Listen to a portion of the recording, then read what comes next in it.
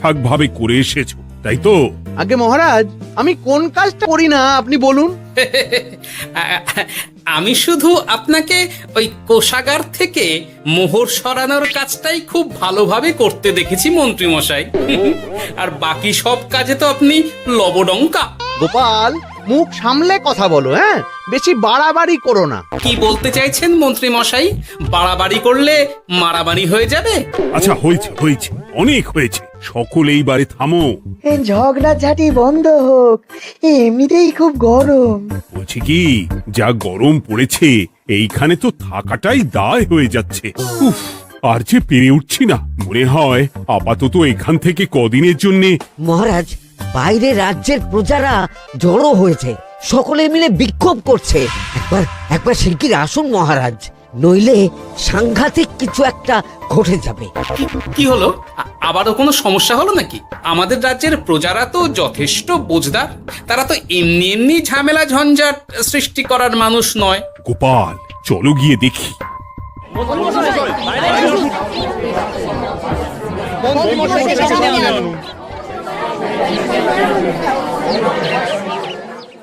কি ব্যাপার, তোমাদের কি সমস্যা হয়েছে? এইভাবে বিক্ষোভ করছো কেন?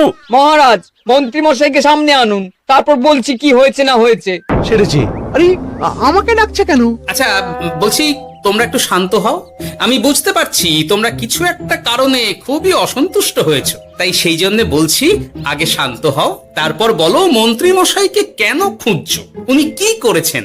গোপাল দাদা, তুমি তো জানোই রাজ্যে যা গরম পড়েছে, তার জন্য খাল বিল পুকুর নদী নালা একেবারে শুকিয়ে গেছে, চারিদিকে জলের হাহাকার। হ্যাঁ হ্যাঁ, সে তো জানি। গত সপ্তাহে এই সমস্যার কথা জানিয়ে মহারাজকে অনুরোধ করে গিয়েছিলাম যে রাজ্যের বাঁধটা যাতে খুলে দেওয়া হয়। কেন? আমি তো তোমাদের কথা রেখেছি। আমি তো দুদিন আগেই মন্ত্রীকে পর্যাপ্ত পরিমাণে মোহর দিয়ে বাঁধ খোলার কাজে পাঠিয়েছিলাম। কেন, উনি কি বাঁধ খোলেননি? সেইটা ওনাকেই জিজ্ঞাসা করুন। গত দুদিনে উনি তো বাঁধ খুলতে আসেনি, উপরন্তু আমরা ওনাকে ডাকতে গেলে উনি আমাদেরকে তাড়িয়ে দিয়েছেন।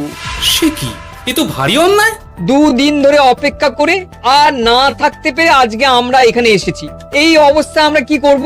যদি আমাদেরকে আমাদের রাজ্য সাহায্য না করে, তাহলে কোথায় যাব আমরা? ছি ছি ছি, আমি তো ভাবতেই পারছি না। মন্ত্রী, এই মন্ত্রী। মহারাজ, মন্ত্রী মশাইয়ের ব্যাপারটা পরে দেখে নিচ্ছি, আগে এদেরকে শান্ত করেই চলুন। মনে রাখবেন, প্রজারা একবার বিপক্ষে চলে গেলে কিন্তু খুব মুশকিল হয়ে যাবে। শোনো সকলে, তোমরা আজকের দিনটা একটু কষ্ট করো। আমি কথা দিচ্ছি, কাল সকাল হলেই বাঁধ খোলার ব্যবস্থা করব। ঠিক আছে? ঠিক কথা বলেছো তো গোপাল দাদা। দাদা বলে যখন ডাকো, তখন দেখো এই দাদা তার ভাইদের কিছুতেই নিরাশ করবে না। শুধু আজকের দিনটা একটু চেয়ে নিচ্ছি, ব্যাস। ঠিক আছে, আজকে আমরা চলে যাচ্ছি, কিন্তু কালকে কিছু না হলেই। কোনো কিন্তুরই জায়গায় নেই পুঁটির বাবা। আর তোমরা রাগ করো না। চিন্তা করো না, সকাল হলেই সাঙ্গ পাঙ্গ নিয়ে আমি বাঁধ খোলার কাজে নেমে যাব।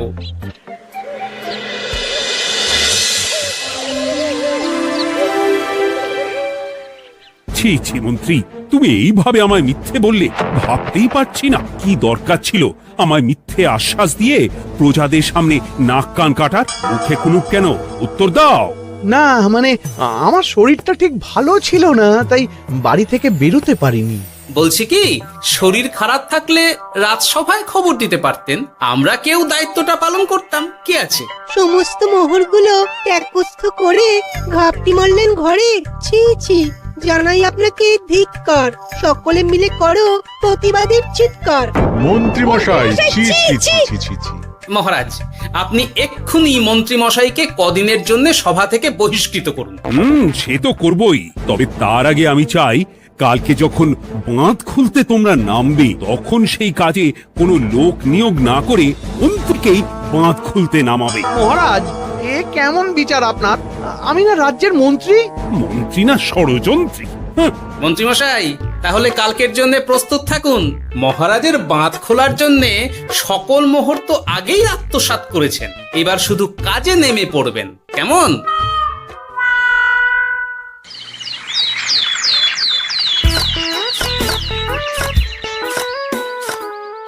ওহ গোপাল, এইবারে ছেড়ে দাও, আর পাচ্ছি না। এত সহজে হাল ছাড়লে হবে বলুন? এই কে আছো? ওই শাবল কোদালগুলো দাও, আমি এদিকটায় খুঁচিয়ে দিই।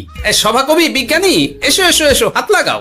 সবে মিলে করি কাজ, বাঁধ খোলা হবে আজ। বাঁধ খোলা হবে আজ, মন দিয়ে করো কাজ। একদম, হাত লাগাও, জোর লাগাও। গোপাল দাদা, সভাকবি, বিজ্ঞানী দাদা আর আর বাকি দাদা ভাইরা আসুন আসুন, সকলে একটু শরবত খান। আমাকেও একটু শরবত দাও। মোহরগুলো খেয়েও তৃষ্ণা মেটেনি বুঝি? হুম হুম।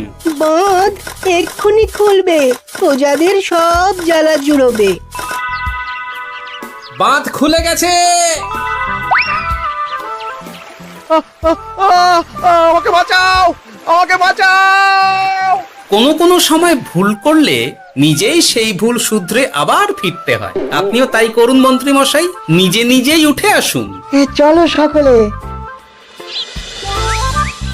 গোপাল, তুমি তোমার সাথীদের নিয়ে যা করলে সত্যি ভাবাই যায় না।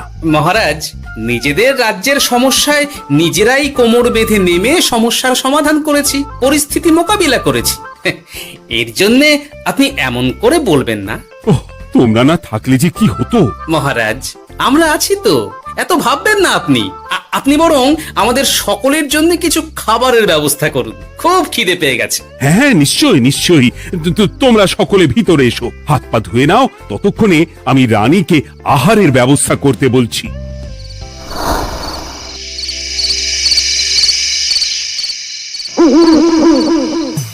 ওমা গো, ওমা বাঁচাও, কি শরীর খারাপ তাই না লাগছে গো। একে গিন্নি, বাবারে, কি হয়েছেটা কি?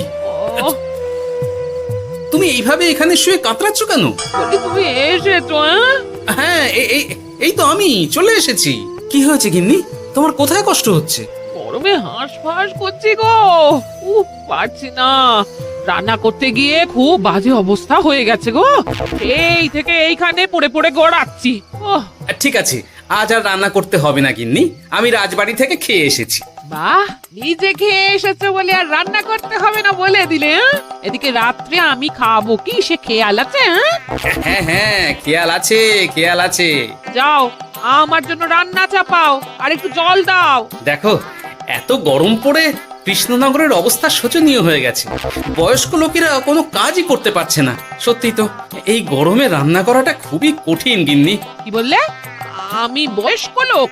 আমার বয়স হয়ে গেছে, তাহলে নিজে কি? এই না না গিন্নি, আমি তোমায় কিছু বলিনি। আমি গোটা কৃষ্ণনগরের সাধারণ বয়স্কাদের উদ্দেশ্যেই কথাটা বললাম। তোমার তো বয়স হয়েছে বলে মনেই হয় না গিন্নি। ও তাই বলো?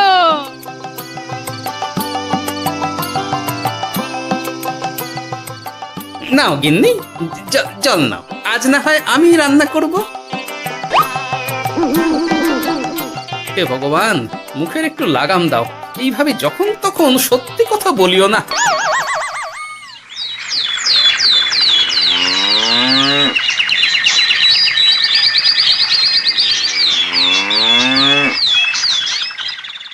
গোপাল দাদা, ও গোপাল দাদা, একবারটি বাইরে এসো, মহারাজ জরুরি তলব করেছেন।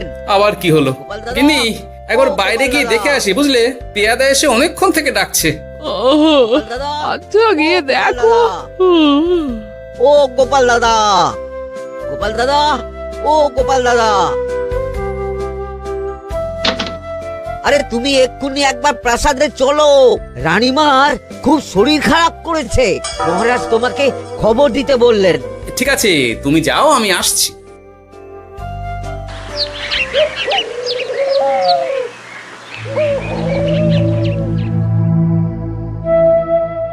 গোপাল, কি হবে বলো তো? রানী তো দুমদাম করে ব্যারামে পড়ে না। মহারাজ, ভয় পাবেন না, আমরা আছি তো। বৈদ্যকে পরীক্ষা করতে দিন, দেখি সে কি বলে। মহারাজ, অতিরিক্ত গরমের জন্য শরীরটা খারাপ হয়েছে। আসলে উনি এই তীব্র দাবদাহ নিতে পারেননি। তবে চিন্তা করবেন না মহারাজ, আমি বাড়ি গিয়ে এক ধরনের বিশেষ পথ্য পাঠিয়ে দিচ্ছি। রানীমা খেলেই সুস্থ হয়ে উঠবেন। মহারাজ, নিজের কানেই তো শুনলেন, রানীমার তেমন গুরুতর কিছু হয়নি, চিন্তা করবেন না। বৈদ্যর ওষুধে উনি সেরে উঠবেন। যাওয়ার আগে একটা কথা বলে যাই, গরমের এই দাবদাহ কিন্তু আরো ভয়ঙ্কর হবে, তাই সকলে খুব সাবধানে থাকবেন। শরীর যাতে ঠান্ডা থাকে এমন হালকা পাতলা খাবার খাবেন। আসি, রাজসভায় দেখা হবে। মহারাজ, বৈদ্যমশাই কিন্তু এটা ঠিক বলেছেন, গরম আরো বাড়বে, তাই দুজনেই খুব সাবধানে থাকবেন, কেমন? গতকাল তো আমার গিন্নিও গরমের চোটে কুপোকাত হয়ে গেছিল, শেষমেশ আমাকে বাড়ি গিয়ে রান্না করতে হলো আর কি। ও বাবা, তাই নাকি? তাহলে তো খুবই চিন্তার ব্যাপার। আচ্ছা মহারাজ, আমি তাহলে এখন আসি, আবার রাজসভায় দেখা হবে। এই গরমে আর এখানে থাকতে পারছি না, বলছি কদিনের জন্য না একটু অন্য কোথাও গেলে হয় না গো? গিন্নি, এই গরমে ঘরেই থাকো, অন্য কোথাও যাওয়ার মোটে নাম করো না। বাইরে বেরোতে গিয়ে যদি কোনোভাবে গরম হাওয়া শরীরে লেগে যায় তাহলে বিপত্তির আর শেষ থাকবে না গিন্নি। কিন্তু এখানেও তো যা গরম পড়েছে, পচে গলে মরে যাই আর কি। উফ গিন্নি, দয়া করে এইসব বাজে কথা বলা বন্ধ করো তো, আমার আয়ু থেকেও তোমার আয়ু দীর্ঘ হোক। বাহ, তুমি এসব কথা কোথা থেকে শিখলে গো? এই তো তোমার থেকে আর কি।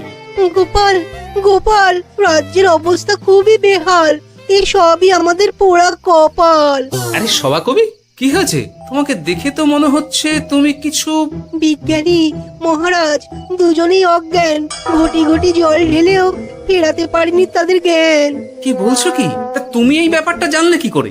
গিয়েছিলাম একটু আগে বিজ্ঞানীর বাড়ি, গিয়ে দেখি লোকজনের ভিড় সারি সারি। সে কি? শুনলাম মহারাজ তাকে কিছু বলতে এসেছিলেন, তারপরে দুজনে বাইরে বেরিয়ে আসতেই অজ্ঞান হয়ে গেলেন। মহারাজ বিজ্ঞানীর বাড়ি গিয়েছিলেন, তাও আবার রানীমাকে ছেড়ে? রাজবৈদ্য কত করে বললেন এই সময় যখন তখন ঘরের বাইরে বেরোবেন না, কে শোনে কার কথা? আমার মনে হয় মহারাজ তেমন কোনো গুরুত্বপূর্ণ কিছু কথা বলতেই বিজ্ঞানীর বাড়ি গিয়েছিলেন। গরম কমানোর উপায় আলোচনা করতে হয় তো গিয়েছিলেন। আমাদের মহারাজ তো নিজের চোখেই দেখেছেন এই তীব্র গরমের চোটে রাজ্যের কি অবস্থা, কি অবস্থা। ঠিক বলেছো গিন্নি, আমার এই কথাটা তো মাথাতেই আসেনি। ধন্যবাদ গিন্নি, অসংখ্য ধন্যবাদ তোমায়। আমায় পরে ধন্যবাদ জানিও। হ্যাঁ, এখন আর দেরি না করে বৈদ্য মশাইকে সঙ্গে নিয়ে বিজ্ঞানী মশাইয়ের বাড়ি যাও। হ্যাঁ,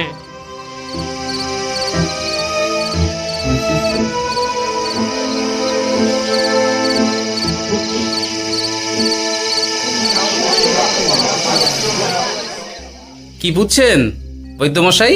খুব একটা ভালো কিছু বুঝছি না গোপাল। দেখো, সত্যি বলতে ওই কৃষ্ণনগরের অবস্থা খুবই বাজে, তাই এখানকার মানুষেরা একে একে অসুস্থ হয়ে পড়ছে। বাইরের অবস্থাটাও তো ভালো নয়, বুঝতেই পারছো। এখন সান্ধ্যকালীন হাওয়াতেও গরমের তাত রয়েছে। দেখুন, রাজ্যের যা অবস্থা, তাতে যদি রাজ্যের মাথা থেকে সমস্ত প্রশাসনিক প্রধানরাই অসুস্থ হয়ে পড়েন তাহলে তো ভীষণ বিপদ। সে তো বটেই, এই জন্যেই আমি বলি কি, মহারাজ সহ সকল সভাসদেরা এই রাজ্য ছেড়ে কদিনের জন্য পাহাড়ি কোনো এক জায়গায় গিয়ে থাকুন, পরিবার নিয়েই যান। দেখুন, আগে নিজেরা বাঁচলে তবে তো রাজ্যবাসীকে ভালো রাখতে পারবেন, তাই না? কথাটা কিন্তু মন্দ বলেনি বৈদ্য। গোপাল, এই গোপাল, তুমি পাহাড়ে যাওয়ার ব্যবস্থা করো। এইখানে আর কিছুদিন থাকলে মরেই যাব। হ্যাঁ গোপাল, আমারও তাই মত। এক্ষুনি যা শরীরে ক্লান্তি এসেছে, আর কদিন এইখানে থাকলে মরেই যাব। মহারাজের অনুরোধে গরম কমানোর কোনো ব্যবস্থাও তো করতে পারলাম না, বাইরে বেরোনো মাত্রই দুজনে মূর্ছা গেলাম। বাবা, ঠিক আছে, বুঝেছি। মহারাজ, আপনি আর এই ব্যাপারটা নিয়ে বেশি ভাববেন না। বিজ্ঞানী, তুমিও আর বেশি কথা বলো না। আমি পাহাড়ে যাওয়ার ব্যবস্থা করছি। আমরা রাজসভা সকলে সব পরিবারই যাব। অনেক কাজ হয়েছে, এখন কিছুদিন আমাদের বিশ্রাম দরকার।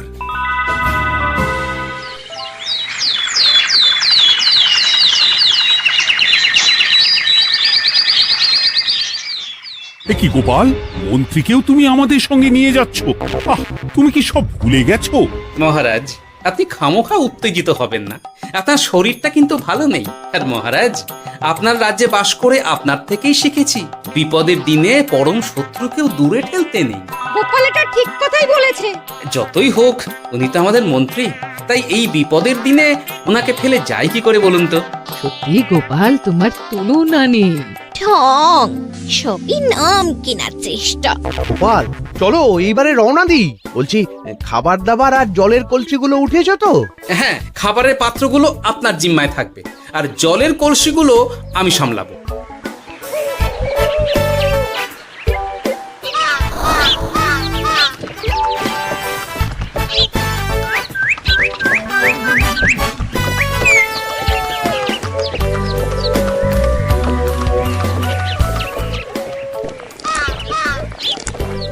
কি গো, তুমি খাবার ছেড়ে শুধুই জল খাচ্ছ? ওদিকে মন্ত্রী মশাই যে সব খাবার একাই সাবার করে দিলে না? ভালোই তো, থাক না। এরপরে বড় বাইরে যেতে হলে বুঝবে, আমি তো ওই জন্যই নিজের জিম্মায় শুধুমাত্র জল নিয়েছি। দেখো, জল খেলে ছোট বাইরে যাওয়ার দরকার হলে চলে যেতে পারবো, কিন্তু বড় বাইরে যাওয়ার দরকার হলে তো যেখানে সেখানে যেতে পারবো না। তাই জলই সই। কিন্তু সবার জল যদি তুমি একাই শেষ করে দিলে, তাহলে? এই রে, এটা তো ঠিক বলেছো গিন্নি। পথে ঘাটে কোনো পানীয় জলের পুকুর বা কুয়ো দেখলে জল ভরে নিতে হবে, বুঝলে?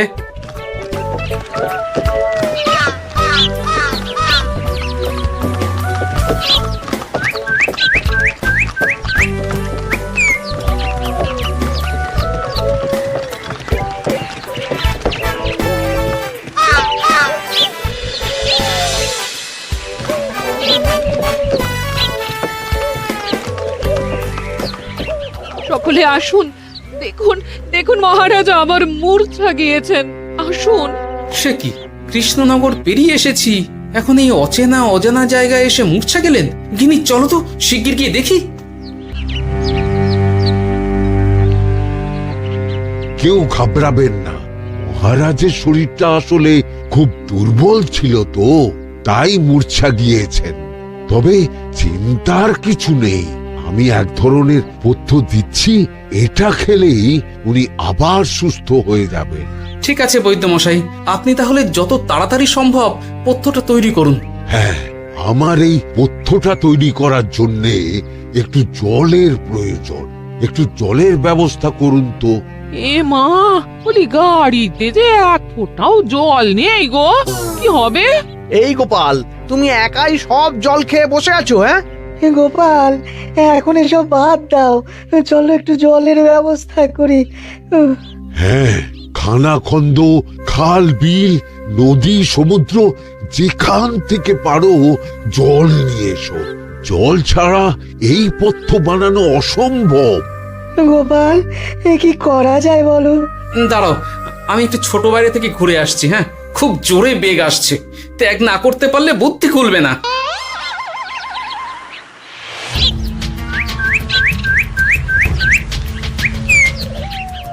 ওদিকে একটা পাত কুয়ো দেখতে পাচ্ছি মনে হচ্ছে।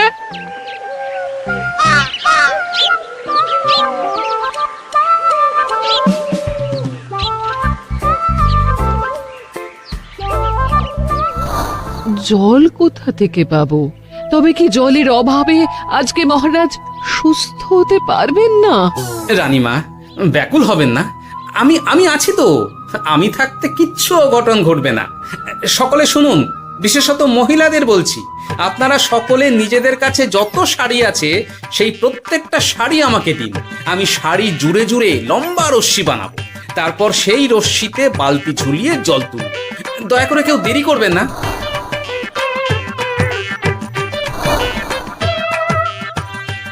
এই নাও আমার 5খানা শাড়ি। হ্যাঁ, এই নাও আমার 10খানা শাড়ি। আমি বাবা আমার লতা পাতা মিনি করা শাড়িগুলো দেব না। যা পারো করো, আমি বড় বাইরেতে যাচ্ছি। ওমা, বিপদের দিনে শাড়ি দেবে না? গায়ের জোরে নিয়ে আসবো। হ্যাঁ,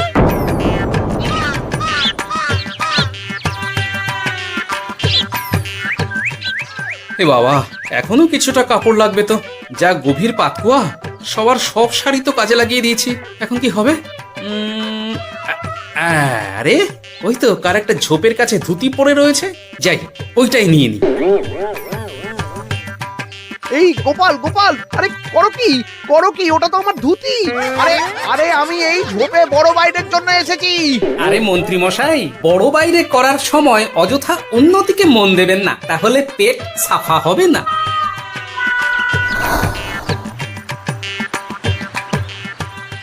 গোপাল, তুমি ছিলে বলে এই যাত্রাতে রক্ষা পেলাম। ভগবান তোমাদের অনেক অনেক মঙ্গল করুক। এই দেখো না, ওরা না আমার লতা পাতা আঁকা শাড়িগুলো নিয়ে নিয়েছে। এই দূর তোমার শাড়ির লতা পাতা, আমি নিজেই জড়িয়েছি বড় বড় ঘাস পাতা। চুল করছে রে, দূর ছাতা।